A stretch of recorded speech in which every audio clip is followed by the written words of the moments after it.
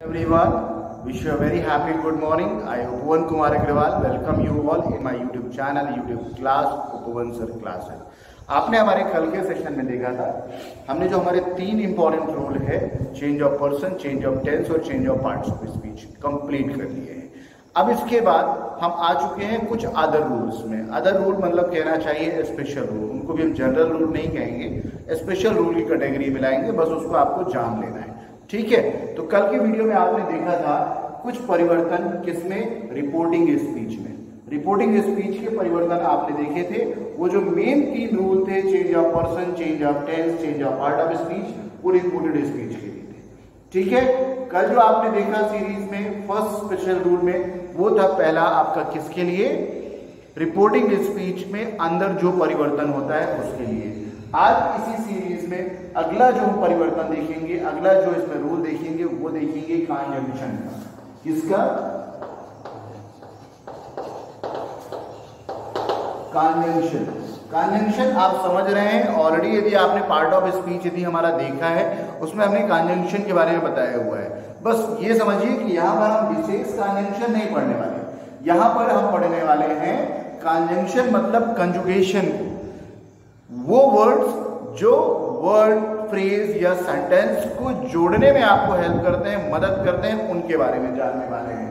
अब पहले मैं आपको एक एग्जांपल दिखा दूं कि कैसे ये वर्ड है, कैसा उपयोग है, उसके बाद आगे बढ़ते हैं। लिखा हुआ है he said to me, he said to me, I will call you, I will call you, ये सेंटेंस लिखा है, समझिएगा मेरी बात को। ठीक है, आपने 2 नियम जान लिए हैं मुख्य बड़े बल्क के रूप में। कौन कौन से? पहले मेन नियम आपने जान लिए हैं किसके, रिपोर्टेड स्पीच के बारे में। कल से आपका शुरू हो गया है रिपोर्टिंग स्पीच में परिवर्तन, तो आपने यहाँ के अंदर और यहाँ के अंदर के नियम अब जान लिए हैं। अब आप समझ लीजिए कि अब आप बहुत करीब हैं अपने नरेशन को बनाने के लिए। ठीक है, तो बहुत गहराई से, बहुत ध्यान से इसको समझते चलें, देखते चलें, क्योंकि थोड़ा भी यदि मिस हुआ, थोड़ा भी आपने स्किप किया, समझ जाइएगा पूरा खराब हो जाएगा। तो इसको स्किप बिल्कुल नहीं करना है, पहले समझ लीजिए। अभी फिलहाल हम ऑलरेडी यहां तक वर्क कर चुके हैं, और यदि आप भी ट्राई करना चाहें तो कर सकते हैं। शुरू करते हैं फिर से। मैंने आपसे कहा था कि जो रिपोर्टिंग स्पीच होता है, रिपोर्टिंग स्पीच, इसके सब्जेक्ट और ऑब्जेक्ट में कभी कोई परिवर्तन नहीं होता, बिल्कुल ऐसा ही एज इट इज आप रख दीजिए। ही का ही रख दिया हमने और मी का मी रख दीजिए। ठीक है, he said to me, उसने मुझसे कहा। ठीक है, हिंदी की जरूरत नहीं है, फिर भी हम बता रहे हैं। क्या कहा? I will call you, मैं तुम्हें कॉल करूंगा या मैं तुम्हें बुलाऊंगा। समझिएगा बात को। ठीक, अभी ये 2 वाक्य हैं, अभी ये किसमें है, डायरेक्ट नरेशन में है। इसमें ये कह रहा है, इसमें ये क्या कह रहा है, ये कह रहा है चेंज द नरेशन। नरेशन क्या करिए, चेंज करिए। ये क्वेश्चन है इसका। क्या क्वेश्चन है? चेंज दी नरेशन, नरेशन बदलिए। नरेशन बदलिए मतलब अभी नरेशन किसमें है, डायरेक्ट में है, डायरेक्ट नरेशन में है। इसको आपको कन्वर्ट करना है किसमें, इनडायरेक्ट नरेशन में। इनडायरेक्ट नरेशन में बनाना है। समझ गए बात को? पहचान पता है आपको ऑलरेडी कि डायरेक्ट नरेशन में क्या होता है, 2 भाग होते हैं। एक भाग इन्वर्टेड कॉमा के अंदर होता है, एक भाग इन्वर्टेड कॉमा के बाहर होता है। तो ये पहचान है डायरेक्ट नरेशन की। जिस समय हम इनडायरेक्ट नरेशन बनाएंगे, ये कॉमा, ये इन्वर्टेड कॉमा, ये सब हट जाएंगे। ठीक, ये दोनों वाक्य जो अलग अलग दिख रहे हैं, ये 2 वाक्य बनके एक वाक्य बन जाएगा। समझिएगा बात। आपको मैंने कहा था कि रिपोर्टिंग स्पीच का जो सब्जेक्ट और ऑब्जेक्ट होता है, उसमें कभी कोई परिवर्तन नहीं होता, उसको एज इट इज आप रख देते हैं। तो ये हमने ही की जगह ही लिख दिया और मी की जगह मी लिख दिया। ठीक है, अब उसके बाद मैंने आपको बताया था कि यदि कहीं सेड टू दिया हो, यदि आपने नोट्स बनाए हैं तो जल्दी से पेज पलट लीजिए और फटाक से उसमें देखिए कि सेड टू लिखा है तो क्या होना चाहिए। ठीक है, मैं आपको 30 सेकंड का समय दे रहा हूं। उम्मीद है आप देख पा रहे हैं, आप लोग चेक कर रहे हैं, और मैं जैसे यहां लिखूंगा उसमें से आप चेक कर लीजिएगा कि आप सही कर रहे हैं कि गलत। ठीक है, हो गया होगा आपका, इसकी जगह पे आ जाएगा टोल्ड। उम्मीद करता हूं बहुत सारे लोगों का सही होगा जिन्होंने रेगुलर हमारी क्लासेस देखी हैं। यदि आज आप हमारा वीडियो पहली बार देख रहे हैं तो मेरा आप सब लोगों को एक रिक्वेस्ट होगा, एक इंस्ट्रक्शन होगा कि वीडियो शुरू से देखें तो आपके लिए बेहतर है। बीच में यदि कोई वीडियो देखते हैं तो समझ में नहीं आता, मैं बार बार कहता हूं। कोई भी टॉपिक उठा लीजिए, किसी भी टॉपिक की मैं बात करता हूं, और यदि स्पेशल इंग्लिश की यदि बात की जाए, स्पेशली इंग्लिश की बात की जाए, मेरा सॉरी ये मोबाइल गिर गया, सेट करिए, हाथ करिए, सही चला।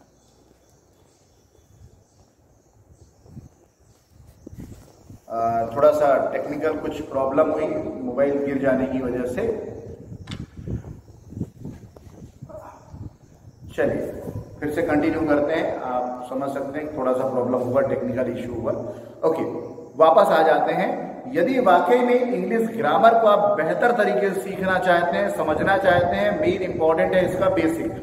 होता क्या है, बहुत सारे लोग एडवांस के पीछे भागते हैं। मैं आप लोगों को बार बार कहूंगा, बजाय कि एडवांस में जाने के बेसिक को सीखिए।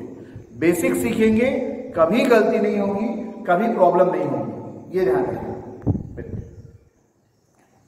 ठीक है, चलिए शुरू करते हैं, कंटिन्यू करते हैं इसको। आप यहां तक पहुंच चुके हैं। अब इसके बाद हमारी कहानी शुरू होती है यहां के लिए। ठीक है, ध्यान से समझिएगा। अब हमें क्या करना है, इस कॉमा को हटाना है और एक इन्वर्टेड कॉमा को हटाना है।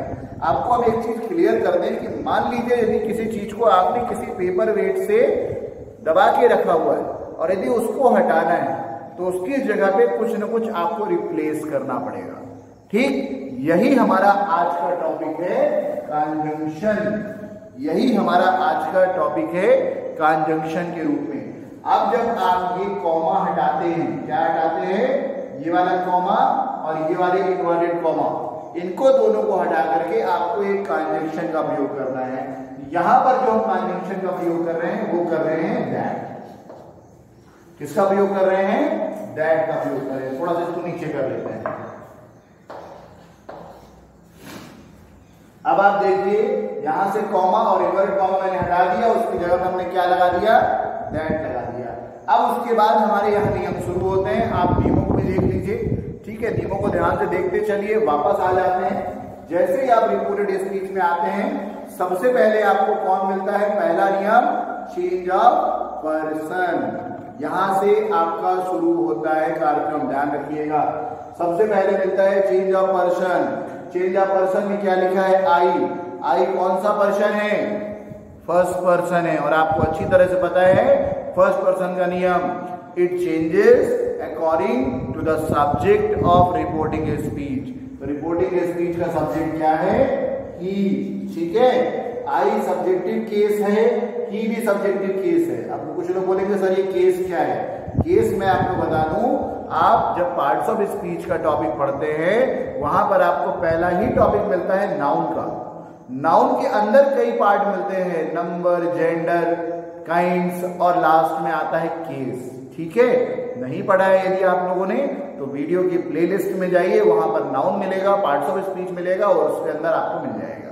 ठीक है, तो फिलहाल वापस आ जाते हैं। आई सब्जेक्टिव केस में है, फर्स्ट पर्सन है और फर्स्ट पर्सन चेंज होता है according to the subject of reporting speech. Reporting speech subject क्या है, ही। यहां पर क्या आ जाएगा, ही आ जाएगा। ठीक है, अभी और प्रैक्टिस करेंगे तो ऑटोमेटिकली क्लियर हो जाएगा। जैसे ही आप सब्जेक्ट से आगे बढ़ते हैं, अगला आपको मिल जाता है हेल्पिंग वर्ब। और हेल्पिंग वर्ब मिल जाने का मतलब आपका अगला नियम अप्लाई हो गया, कौन सा, change of tense. Change of tense का नियम यदि आपने पढ़ लिया है, याद कर लिया है, तो आपको मैंने बताया था कि दो नियम मेन है जो दिमाग में बैठा लीजिए आप, कि यदि रिपोर्टिंग स्पीच प्रेजेंट टेंस या फ्यूचर टेंस में है तो रिपोर्टेड स्पीच के काल में कोई परिवर्तन नहीं होगा। फिर से एक बार, यदि रिपोर्टिंग स्पीच प्रेजेंट टेंस या फ्यूचर टेंस में है तो रिपोर्टेड स्पीच के काल में कोई परिवर्तन नहीं होगा। लेकिन यदि रिपोर्टिंग स्पीच पास्ट टेंस में है, ये सेड क्या है, से का सेकंड फॉर्म है, से, सेड, सेड, तो ये पास्ट इंडेफिनिट का वाक्य है। यदि ये पास्ट में है तो फिर जो रिपोर्टेड स्पीच का वाक्य है वो भी पास्ट में बदल जाएगा। ठीक, ध्यान दीजिए, ये पास्ट इंडेफिनिट का वाक्य है, ये फ्यूचर इंडेफिनिट का वाक्य है। मैंने आपको लिखवाया था कि यदि पास्ट इंडेफिनिट है और इधर फ्यूचर इंडेफिनिट है तो फ्यूचर से वो किस में चला जाएगा, पास्ट में। तो विल का पास्ट फॉर्म मैंने आपको बताया था क्या होता है, वुड। विल का क्या होता है, वुड हो जाता है। उसके बाद मेन वर्ब वही रख दीजिए, मेन वर्ब में परिवर्तन नहीं होते हैं ज्यादातर में। उसके बाद आ जाते हैं यू, होते हैं मेन वर्ब में लेकिन ज्यादातर नहीं होते, मैं ये कह रहा हूं, ध्यान रखिएगा। उसके बाद आता है फिर से पर्सन आ गया यू, कौन सा पर्सन, सेकेंड पर्सन। और सेकेंड पर्सन का नियम क्या होता है, it changes according to the object of reporting speech. Reporting speech का ऑब्जेक्ट क्या है, मी। ये यू यहाँ ऑब्जेक्टिव केस में है, ये मी भी यहाँ पर ऑब्जेक्टिव केस में है, तो परिवर्तन नहीं होगा, सीधे वहां रख दीजिए मी। ये आ गया फुल स्टॉप। ये अभी आज हम आपको बता रहे थे कंजंक्शन के बारे में, कि आज जो हम करने जा रहे हैं, आज जो हम सीखने जा रहे हैं, वो हम सीखने जा रहे हैं कंजंक्शन के बारे में। तो फिलहाल इसी सीरीज में एक वाक्य भी आपका हो गया है। अभी मैं फिलहाल आपको पूरे वाक्य प्रैक्टिस नहीं करा रहा हूं, अभी मैं आपको पहले नियम लिखा रहा हूं। तो आज आप अपना पेन कॉपी से के साथ तैयार हो जाइए और कुछ कंजंक्शंस हैं उनको नोट कर लीजिए, उनको लिख लीजिए आप।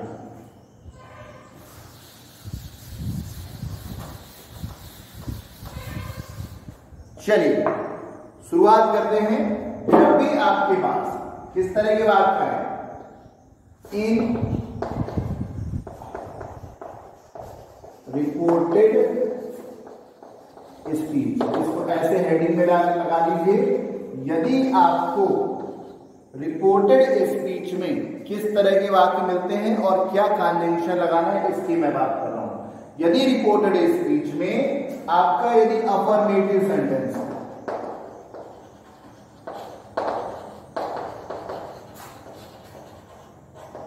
अफर्मेटिव में दो तरह के होते हैं, आपको पता होना चाहिए कौन कौन से होते हैं, सिंपल और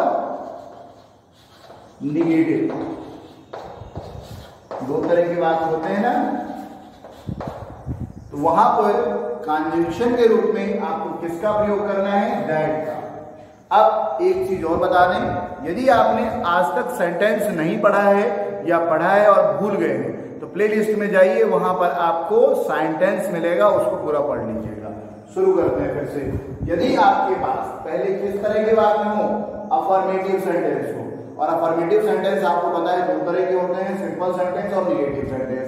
यदि रिपोर्टेड स्पीच का वाक्य अफर्मेटिव सेंटेंस में है तो वहां पर आपको कंजंक्शन के रूप में किसका प्रयोग करना है, दैट का। क्लियर हो गया, नोट कर लिया आपने, ठीक। अब इसके बाद मान लीजिए यदि आपको किस तरह का वाक्य मिलता है, इंटेरोगेटिव, आई है, ध्यान रखिएगा, INTERROGATIV, इंटेरोगेटिव सेंटेंसेस मिलते हैं। किस तरह के वाक्य, इंट्रोगेटिव सेंटेंस। और आपको एक चीज और बता दूं कि इंट्रोगेटिव सेंटेंस भी दो तरह के होते हैं। यदि आप पहली बार वीडियो देख रहे हैं, फिर वही बात मैं बोलूंगा, सेंटेंस का वीडियो जरूर देख लीजिएगा, आपकी सारी डाउट क्लियर हो जाएगी। आपको इस चैनल में हम पूरा बेसिक से पढ़ा रहे हैं। जिसने ईमानदारी से पूरे वीडियो पढ़ लिए और नोट्स बना लिया, मेरा चैलेंज है कभी इंग्लिश में वो फेल नहीं होगा। चलिए शुरू करते हैं इसके आगे। और आपको मैंने बोला अभी कि इंट्रोगेटिव सेंटेंस भी दो तरह के होते हैं। पहले वे वाक्य होते हैं जो कहां से होते हैं, स्टार्ट्स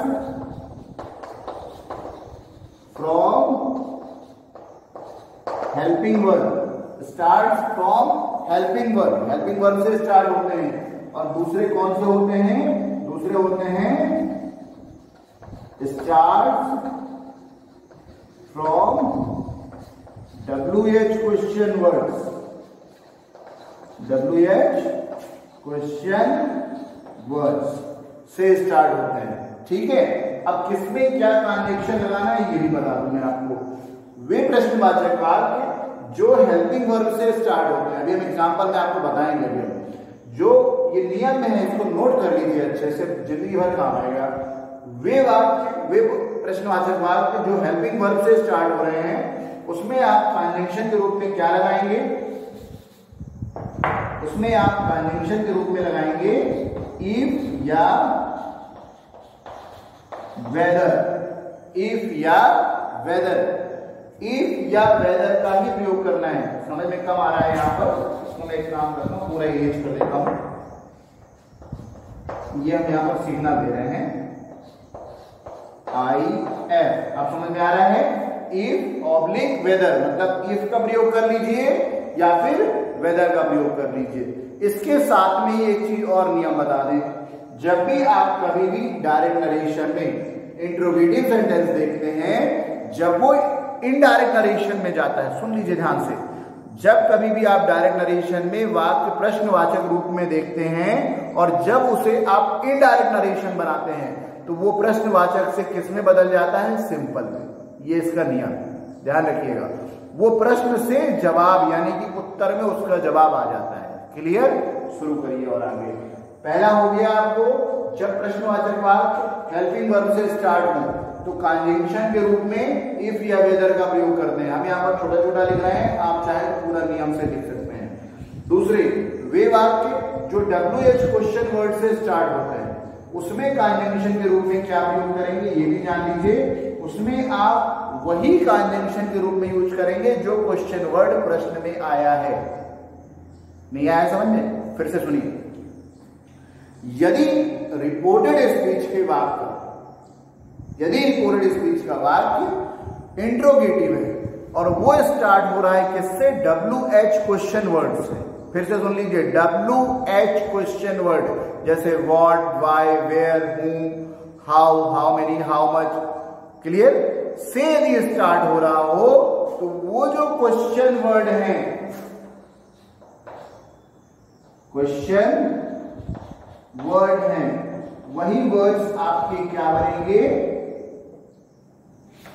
वही वर्ड आपके कंजंक्शन बनेंगे, वही वर्ड्स आपके कंजंक्शन के रूप में प्रयोग किए जाएंगे। क्लियर, समझ में आई बात? चलिए, मैं अब आपको थोड़ा सा, मैंने आपको कल के वीडियो में भी एक चीज कहा था, अभी आप पहले बेसिक सीख लीजिए। यदि आप बेसिक सीख लेंगे आगे दिक्कत ज्यादा नहीं आएगी। यदि बेसिक नहीं सीखेंगे, आप सीधे एडवांस की ओर जाएंगे तो आई डोंट थिंक सो कि बहुत अच्छा कुछ होने वाला है। क्लियर, एक और कंजंक्शन जान लीजिए और उसके बाद फिर आगे बढ़ेंगे।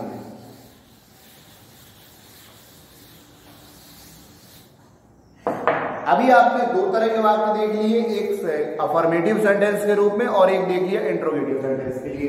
अब मान लीजिए यदि आपके पास आगे आने वाला सेंटेंस किस रूप में है, इंपरेटिव, ऑप्टेटिव या एक्सक्लेमेटरी के रूप में है, तो वहां पर कंजंक्शन के रूप में क्या लगाना है आपको, इधर लिख लीजिए, फॉर, IMPERATIV, और imperative,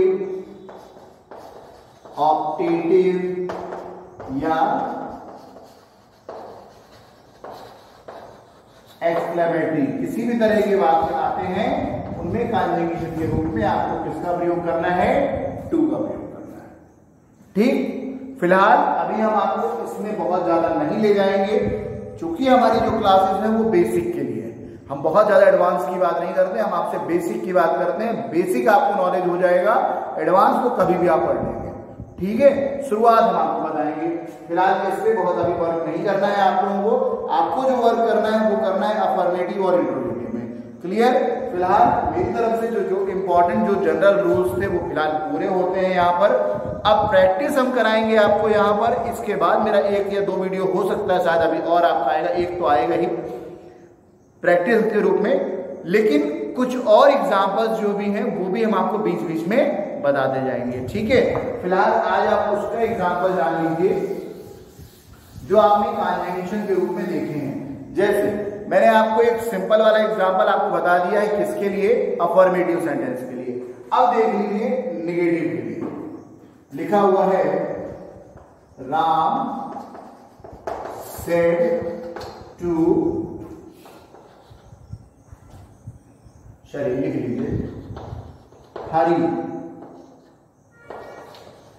you will not come here, you will not come here। एक सेंटेंस हमने लिया। अब ध्यान से देखिए, यहां पर क्या लगा हुआ है, नॉट लगा हुआ है। नॉट मतलब नेगेटिव की बात कर रहा है। ठीक है, मैंने आपको बताया था अफर्मेटिव या निगेटिव कोई भी सेंटेंस यदि आता है तो उसमें आपको कंजंक्शन ग्रुप में क्या लगाना है, दैट लगाना है। ठीक, वाक्य बनाते हैं, वाक्य बनाना अब सीखना शुरू कर दीजिए क्योंकि अब हम लोग वाक्य में आ चुके हैं। सबसे पहली चीज क्या करना है, हमें बार बार ये चीज रिकॉल करनी है, याद करनी है कि जो डायरेक्ट नरेशन होता है उसके दो भाग होते हैं। पहले भाग का नाम होता है रिपोर्टिंग स्पीच, दूसरे भाग का नाम होता है रिपोर्टेड स्पीच। तो जो रिपोर्टिंग स्पीच होता है उसके सब्जेक्ट और ऑब्जेक्ट में कभी कोई परिवर्तन नहीं होता। ये हमने लिख दिया सब्जेक्ट, और क्या लिख दिया साथ में यहां पर हमने हरी भी लिख दीजिए, ये लिख दिया हमने सब्जेक्ट, ऊपर नीचे हो गया वही कर रहे हैं। अभी छोड़ दीजिए उसको, पहले इसको लिखिए फिर कंटिन्यू करेंगे तो लाइन पे आ जाएगा। राम सब्जेक्ट है, एज इट इज लिख दिया हमने। अब आपको पता है यदि सेट टू लिखा है तो सेट टू की जगह पे क्या लिखना है, आपको याद हो गया होगा, टोल्ड। ठीक है, अब उसके बाद ऑब्जेक्ट आ गया, ऑब्जेक्ट ऐसे ही लिख लीजिए हरी। अब उसके बाद क्या करना है, कॉमा और इनवर्टेड कॉमा को हटा देना है। आप यदि क्रम से चलेंगे ना, एक एक करके चलेंगे, कभी गलती नहीं होगी। कॉमा और इनवर्टेड कॉमा को हटा दीजिए। आगे वाला सेंटेंस कैसा है, अफर्मेटिव है, तो अफर्मेटिव है तो कंडीशन के रूप में क्या लग जाएगा, दैट लग जाएगा। ये दैट लगा दिया हमने। उसके बाद जैसे ही आप आगे बढ़ते हैं सबसे पहले मुलाकात हो जाती है आपकी पर्सन से। तो पर्सन मतलब पहला नियम, तो कौन सा नियम है, पर्सन का चेंज ऑफ पर्सन के लिए। ये देख लीजिए कि यू कौन सा पर्सन है, सेकेंड पर्सन है, और सेकेंड पर्सन का नियम क्या होता है, second person changes according to the object of reporting speech. ये मुझे याद है इसलिए मैं बार बार बोल देता हूँ, आपको भी याद करना पड़ेगा। ठीक है, सो प्लीज याद कर लीजिए इसको। You second person changes according to the object of reporting speech. Reporting speech का ऑब्जेक्ट क्या है, हरी है। हरी अभी यहाँ पर किस में है, नाउन में। जब यहाँ हरी आएगा तो किस में आएगा, प्रोनाउन में आएगा। इसको याद करना पड़ेगा, समझना पड़ेगा बार बार। ठीक है, अभी यहाँ हरी किस रूप में है, नाउन के रूप में है। यहाँ सब्जेक्टिव केस में चाहिए और वो भी प्रोनाउन। ठीक है, तो हरी का प्रोनाउन क्या हो जाएगा, ही। क्लियर। इसके बाद जैसे ही आप यू से आगे बढ़ते हैं, पर्सन से आगे बढ़ते हैं, सहायक क्रिया मिल जाती है। और सहायक क्रिया मतलब दूसरा नियम, और दूसरा नियम कौन सा है, चेंज ऑफ टेंस का। बार बार लगाना पड़ेगा आपको। तो चेंज ऑफ टेंस क्या कहता है, यदि रिपोर्टिंग स्पीच पास्ट टेंस में है और रिपोर्टेड स्पीच भी किस में बदल जाएगा, पास्ट में बदल जाएगा। विल का पास्ट फॉर्म मैंने आपको बताया था, विल का पास्ट फॉर्म क्या होता है, वुड। ठीक, नॉट की जगह पे नॉट लगा दीजिए। क्लियर। जैसे ही आप नॉट से आगे बढ़ते हैं, अगला नियम आपका आ जाता है पार्ट्स ऑफ स्पीच का। पार्ट्स ऑफ स्पीच का ध्यान दीजिए, मैंने जब चेंजेस लिखाए थे आपको तो क्या लिखाया था, यदि कहीं आपका गो दिया है तो गो का क्या हो जाएगा, कम हो जाएगा। हियर दिया है तो हियर का क्या हो जाएगा, देयर हो जाएगा। तो कम है तो कम का हम यहाँ पर क्या कर देंगे, गो कर देंगे, और हियर का क्या कर देंगे, देयर कर देंगे। फुल स्टॉप, बन गया। बहुत आसान, सिर्फ सिंपल रूल को फॉलो करना। यदि आप रूल्स को फॉलो करते हैं इसी वे में सब कुछ होगा। ठीक है, चलिए ये एक हो गया निगेटिव के लिए। अब इसके बाद आपको बताएंगे इंट्रोगेटिव के लिए। अब आपको बताएंगे इंट्रोगेटिव के लिए। मान लीजिए लिखा हुआ है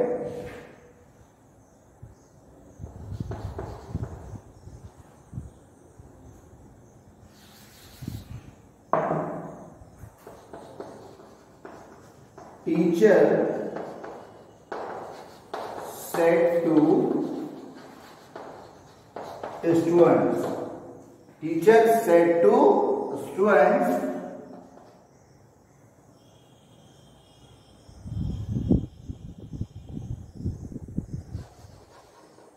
had you done your homework?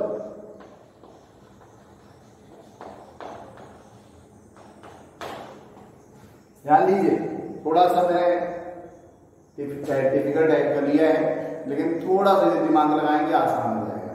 मैं आपको एक चीज कहता हूँ, कभी किसी चीज को देख के घबराना मत, और खासकर बड़े वाक्यों को देखकर मत घबराना। कई बार क्या होता है ना, जब बड़े बड़े लंबे लंबे वाक्य हम देखते हैं डर लगता है, घबरा जाते हैं। डरने की जरूरत नहीं है। नियम यदि याद है, कितनी बड़ी मुसीबत होगी उसको आप पार कर जाएंगे। ठीक है, चलिए शुरू करते हैं। मत देखिए बड़ा सेंटेंस, आप शुरू करिए शुरू से, हमारे नियम से। हमारा नियम क्या कहता है, सबसे पहले हमें सॉल्व करना है रिपोर्टिंग स्पीच। आपको पता है रिपोर्टिंग स्पीच के सब्जेक्ट में कभी कोई परिवर्तन नहीं होता, ये लिख दिया हमने टीचर, ठीक है। अब उसके बाद क्या लिखा है सेट टू। अब हमको ये देखना है कि सेट टू किसमें परिवर्तन होगा। यदि आगे वाला वाक्य अफर्मेटिव में है, ध्यान से सुनिए, यदि आगे वाला वाक्य अफर्मेटिव में है तो यहां पर क्या आ जाएगा टोल्ड। लेकिन यदि आगे वाला वाक्य इंट्रोगेटिव है तो यहां क्या आ जाएगा पता है, नियम देख लीजिए फटाफट, जल्दी से देख लीजिए। हो गया, चलिए आगे देखते हैं। ये हो जाएगा हाँ, क्यों? क्योंकि प्रश्न पूछ रहा है, ठीक है। अब उसके बाद ऑब्जेक्ट वैसा ही रहेगा, कोई परिवर्तन नहीं। Teacher asked students. अब इसके बाद ध्यान से देखिए क्या करना है, कॉमा हटा के इनवर्टेड कॉमा भी हटा देना है, कंजंक्शन लगाना है। आज ही मैंने बताया है अपने लेक्चर में, क्या बताया मैंने आपको कि यदि आगे वाला वाक्य इंट्रोगेटिव है और हेल्पिंग वर्ब से स्टार्ट होता है तो उसमें कंजंक्शन क्या लगाएंगे, इफ या वेदर। तो हमने यहां पर प्रयोग कर दिया किसका, इफ का, ठीक है, इफ का प्रयोग कर दिया। Teacher asked students if. उसके बाद मैंने आपको एक चीज और बताई थी, शायद आप भूल गए होंगे, कि जो इंट्रोगेटिव सेंटेंस होते हैं जब वो इनडायरेक्ट नरेशन में जाते हैं तो वो किस में परिवर्तित हो जाते हैं, सिंपल सेंटेंस में या अफर्मेटिव सेंटेंस में, ध्यान रखिएगा। अब इसके बाद हमको क्या चाहिए, इसके बाद चाहिए सब्जेक्ट। सब्जेक्ट यानी कि पर्सन। पर्सन कौन सा है, यू। यू कौन सा पर्सन है, पहला नियम चेंज ऑफ पर्सन का, सेकेंड पर्सन है। और सेकेंड पर्सन किसके अकॉर्डिंग चेंज होता है, ऑब्जेक्ट के अकॉर्डिंग, रिपोर्टिंग स्पीच के। तो रिपोर्टिंग स्पीच का ऑब्जेक्ट क्या है, स्टूडेंट्स है। क्या है, स्टूडेंट्स है। क्या स्टूडेंट्स ऐसे ही यहां पर आ जाएगा, नहीं आएगा, इसका हमको क्या बनाना पड़ेगा, प्रोनाउन बनाना पड़ेगा। बात समझिएगा। अब थोड़ा सा यहां पर दिमाग लगाना है, टेक्निकल पॉइंट है, यहां पर थोड़ा सा खतरनाक टाइप का है, देखने में आसान लगता है लेकिन थोड़ा सा खतरनाक है। यहाँ स्टूडेंट्स नाउन के रूप में है, इसको आपको बनाना है प्रोनाउन। जब कभी कोई एक की बात हो तो सिंगुलर नंबर लेते हैं, सिंगुलर नंबर प्रोनाउन लेते हैं। लेकिन जब कभी भी एक से ज्यादा की बात हो तो वहां पर प्लूरल नंबर प्रोनाउन बनाते हैं। तो यदि मान लीजिए यहाँ पर एक होता, स्टूडेंट होता, तो उसकी जगह पे हम ही या सी लिख सकते थे। लेकिन चूंकि यहां पर क्या है, बहुत सारे बच्चे हैं, समझ के देखिए ना प्रैक्टिकली मैं जो कहना चाह रहा हूं। यदि एक टीचर है और अपने सभी बच्चों से कह रहा है कि क्या तुमने अपना होमवर्क कर लिया था, तो तुमने मतलब तुम सभी, तो क्या हो जाएगा, वे बच्चे जिनसे टीचर पूछ रहे हैं, तो वे को इंग्लिश में क्या बोलेंगे, दे। यहां पर क्या आ जाएगा, दे, ठीक है, क्लियर। अब उसके बाद जैसे ही आप आगे बढ़ते हैं आपको मिल जाती है सहायक क्रिया। सहायक क्रिया मिलती है, और सहायक क्रिया मतलब change of tense. Change of tense का नियम आ गया। टेंस का नियम क्या कहता है, टेंस का नियम कहता है यदि रिपोर्टेड स्पीच पास्ट टेंस और रिपोर्टेड स्पीच भी पास्ट टेंस में है तो उसमें इंटरचेंजेस होते हैं। अब सर ये इंटरचेंज क्या है, आंतरिक परिवर्तन कुछ होते हैं जो मैंने लिखवाया है आपको कि यदि रिपोर्टेड स्पीच प्रेजेंट इंडेफिनिट में है तो पास्ट इंडेफिनिट में है, आप खोल लीजिए, आपके पास लिखा रखा हुआ है, पास्ट इंडेफिनिट में है तो पास्ट परफेक्ट में चला जाएगा, और यदि पास्ट परफेक्ट में है तो पास्ट इंडेफिनिट में आ जाएगा। तो अभी ये किसमें है, पास्ट परफेक्ट में है, तो पास्ट परफेक्ट से किसमें चला जाएगा, पास्ट इंडेफिनिट में। तो दे और पास्ट परफेक्ट में आपको पता है सहायक क्रिया नहीं लगती ना, आगे बढ़िए। तो क्या हो जाएगा, क्रिया का सेकेंड फॉर्म लगा दीजिए, दे डिड। समझ में आएगा, थोड़ा सा कॉम्प्लिकेटेड है मैं समझ रहा हूं, परेशानी तो हो रही होगी, फिर भी प्रयास करिए, डाइजेस्ट करने का प्रयास करिए। बड़ा मजेदार टॉपिक है, practice makes a man perfect, practice makes a man perfect. जब तक आप प्रैक्टिस नहीं करेंगे मजा नहीं आएगा, और खेल का मजा तभी है जब परेशानियां हैं, और जब परेशानियां होती हैं तभी मजा आता है। मुझे आज बड़ा अच्छा लग रहा है। चलिए आगे बढ़ते हैं। Teacher asked students if they did, ठीक है, और आगे बढ़िए, मुख्य क्रिया तक पहुंच चुके हैं हम। उसके बाद जैसे आप मुख्य क्रिया से आगे बढ़ते हैं आपको मिल जाता है योर, और योर क्या है, योर है पर्सन। योर क्या है? पर्सन है। पर्सन मतलब फिर से वही नियम, चेंज ऑफ पर्सन का। जरूरी नहीं कि सब्जेक्ट में ही हो, ऑब्जेक्ट में ही हो। जितनी बार आपको पर्सन मिलेंगे उतनी बार आपको परिवर्तन करना पड़ेगा। क्लियर? ये इसकी डिमांड है, ये मैं नहीं कह रहा हूं, ये इसका नियम कह रहा है। योर, योर मतलब यू, यू का पॉजेसिव केस होता है योर। और यू कैसे चेंज होता है? According to the object of reporting speech. Reporting speech का ऑब्जेक्ट हमने क्या बनाया था? दे बनाया था। और दे का पॉजेसिव केस बता दीजिए मुझे। क्या दे का दे आ जाएगा? यहां नहीं आएगा। क्यों? क्योंकि यू का पॉजेसिव केस योर लिखा है, तो आपको दे का पॉजेसिव केस बताना है। सर नहीं मालूम। मालूम है आप लोगों को, आपने पढ़ा भी है। कहां जाएंगे आप? नाउन में जाइए, पार्ट्स ऑफ स्पीच के नाउन में जाइए, वहां पर आपने केस पढ़ा था ना। इसलिए मैं बार बार आप लोगों से रिक्वेस्ट करता हूं कि प्लीज वीडियो को स्टार्टिंग से पढ़िए, हल्के में बिल्कुल मत लीजिए। इतना आसान भी नहीं है। आप विदेशी भाषा सीख रहे हैं, समझ रहे हैं बात को? विदेशी भाषा बहुत मेहनत करनी पड़ती है, थोड़ा सा दिमाग लगाना पड़ता है, थोड़ा सा अपनी खुद की इच्छा होनी चाहिए। बोले ना जब भूख लगती तो हमारी क्या इच्छा होती है? यार कुछ खा लिया जाए। रास्ते में यदि आप कहीं जा रहे हैं, बाहर कहीं जा रहे हैं, बोले यार भूख लगी यार, चलो समोसा खा लेते हैं, कुछ भी खा लेते हैं, थोड़ा बहुत जो भी आपकी इच्छा। That is what I am just trying to tell you here, tell you from here.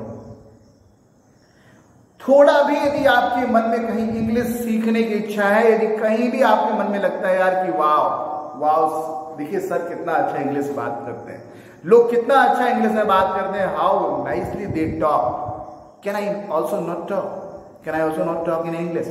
क्या मैं इंग्लिश में बात नहीं कर सकता? क्यों नहीं कर सकते हैं? Everything is possible in this world, everything is possible, nothing is impossible, but it requires hard work, it requires your work.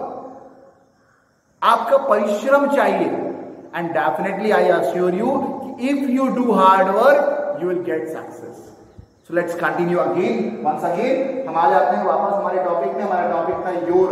Your possessive case में है, किसका है? यू का पॉजेसिव केस योर। आपको मैं बता दूं, हमको यहां पर जो चाहिए, हमारा जो सब्जेक्ट है उसका पॉजेसिव केस। तो सब्जेक्ट क्या था? दे, और दे का पॉजेसिव केस होता है देयर, THEIR, ठीक, देयर। उसके बाद आ गया ऑब्जेक्ट हमारा होमवर्क। होमवर्क का कोई चेंज नहीं होता, ये हमने लिख दिया। उसके बाद क्या बचा? Question mark. Sir question mark का उपयोग होगा? नहीं होगा। क्यों नहीं होगा? क्योंकि इसको हमने अफर्मेटिव बना दिया। यदि समझ में आ रहा है, यदि आपको अच्छा लग रहा है तो प्लीज एक लाइक जरूर दीजिएगा।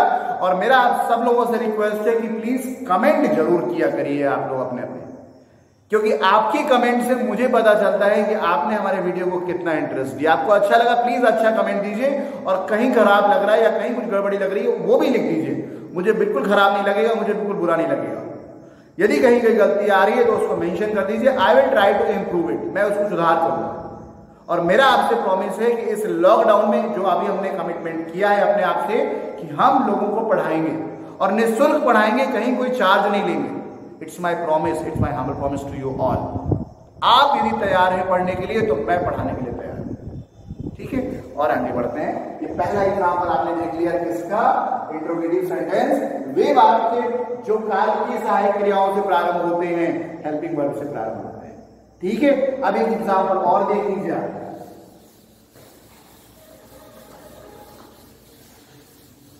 कहिए तो थोड़ा सा सिंपल सेंटेंस ले लूं, ठीक है? थोड़ा सा सिंपल सेंटेंस ले लेते हैं। लिखा हुआ है सी सेज टू मी,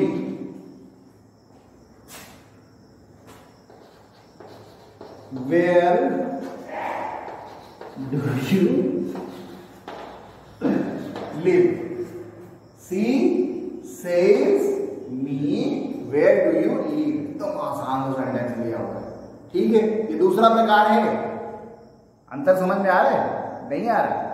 इसके बारे में मैंने बहुत अच्छा एक वीडियो बनाया हुआ है, सेंटेंस वाला जरूर देख लेना, मजा आ जाएगा। इंग्लिश यदि आपने ईमानदारी से पढ़ ली और यदि कॉपी तैयार कर ली, बहुत अच्छा लगेगा आपको, बहुत मजा आएगा, ठीक है? शुरू करते हैं। देखिए कैसे बनाएंगे इसको। मैं बार बार